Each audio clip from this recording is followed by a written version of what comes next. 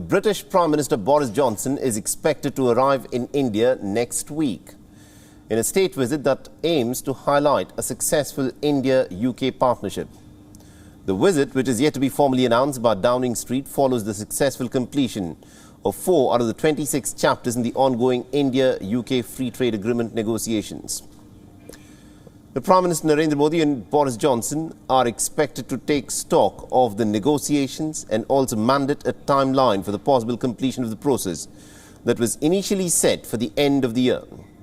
Now, Johnson's visit is expected to be on the 21st or perhaps the 22nd of April, and there will be bilateral discussions and interactions with Indian business leaders as well. The visit is also likely to cover agreements across a whole variety of sectors, including defense, security and education. The Russia-Ukraine conflict is most likely to feature in the discussions, but other regional matters like the situation in Afghanistan and the United Kingdom's Indo-Pacific tilt will also be high on the agenda. Officials have said the discussions over India's stance on Russia-Ukraine conflict has remained cordial and respectful of New Delhi's hopes of a peaceful resolution in the country. Now, Narendra Modi and Boris Johnson last had met in person on the sidelines of the COP26 climate summit in Glasgow in November last year. Their talks then had focused on the India-UK climate partnership and also a review of the 2030 roadmap that the two countries have signed during a virtual summit back in May 2021. Johnson's visit has been long overdue. His previous visits have been cancelled twice due to the COVID-19 pandemic. All right, now to get us more information in terms of what this visit of Boris Johnson to India, of course, means, we are joined in by WION's Siddhant Sibil. Siddhant, this, of course, is a very crucial visit by the British Prime Minister to India. Tell us more. Well, it's a very important visit, and the visit, of course, comes at a time when the Russian invasion of Ukraine is underway. But next 15 days will be will see a lot of high-level engagement between India and Europe. Not just the visit of the UK Prime Minister Boris Johnson, but also a lot of incoming visits from Europe and also outgoing visits to Europe, including by the Indian Prime Minister to Germany as well. But talking about the UK Prime Minister's visit, this is a visit which is coming after a lot of delays. We know, as you pointed out as well, that the UK Prime Minister was expected to come last year. He was the chief guest of India's Republic Day parade. He couldn't come because of the COVID crisis in his country. Then, of course, he was again expected to visit India in April of last year. That's exactly 1 year ago.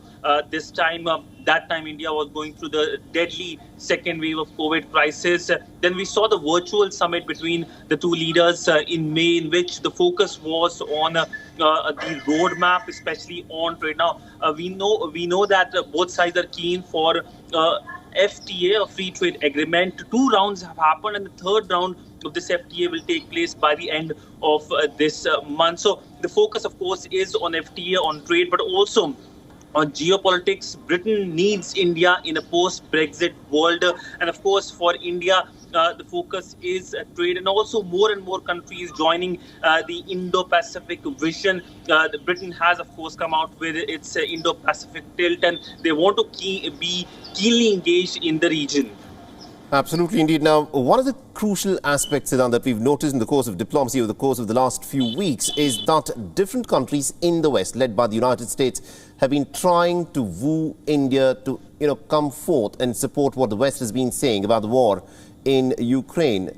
Do we expect the British Prime Minister Boris Johnson, when he is here in India, to also bring up this issue?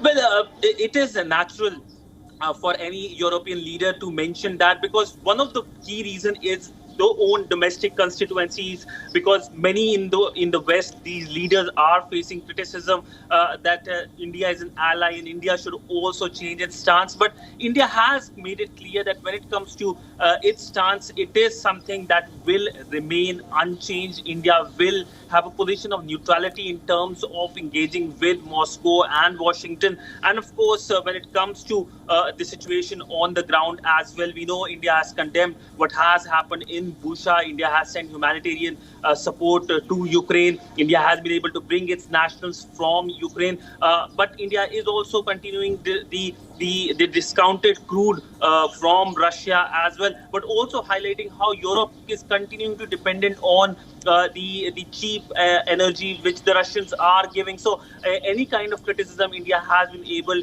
to give a strong answer back. Absolutely, indeed. Thank you very much indeed, Siddhant Civil, for joining us and getting us all those updates then. WION is now available in your country. Download the app now and get all the news on the move.